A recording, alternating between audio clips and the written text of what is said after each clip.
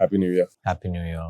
New இயர்னாலே நமக்கு வந்து அந்த ராஜா சாரோட பாட்டு ஒன்று கேட்போம் இல்ல, இளமை இதோ. நீங்களும் சின்ன விஷயம் அதே பாட்டு தான் நீங்க கேட்டுட்டு இருப்பீங்க. அதை எப்படி புரிஞ்சுக்கிறது? நம்ம ஒரு பாடல் அதுக்கு ரீப்ளேஸே இல்லாம ஒண்ணு இருக்குல்ல, எத்தனை வருஷம் அப்படி ஒரு சிச்சுவேஷனும் அந்த படத்துல அப்படி ஒரு விஷயமா அமைஞ்சிடுச்சு. ஸோ அது கரெக்டா அது வந்து அப்படி ஒரு நியூ இயர்க்கான சிச்சுவேஷன் ப்ராப்பரா அதுக்கப்புறம் எந்த படத்துலயும் வரல. அந்த படமும் ஹிட் ஆகணும், அந்த சிச்சுவேஷனும் ஹிட் ஆகணும், பாட்டும் ஹிட் ஆகணும், ஹீரோக்கும் அந்த படம் ஒர்க் அவுட் ஆகணும். இது எல்லாமே சேர்ந்து ஒரு படத்துல நீங்க ஒர்க் அவுட் ஆகும்போது அது வந்து ஐகானிக்கா மாறும். ஸோ அந்த மாதிரி ஒரு ஐகானிக் சாங் அது. இப்போ வணங்கான் பாலா சார் கூட மியூசிக் டைரக்டர் 2வது முறை இல்லையா, 2வது படம்.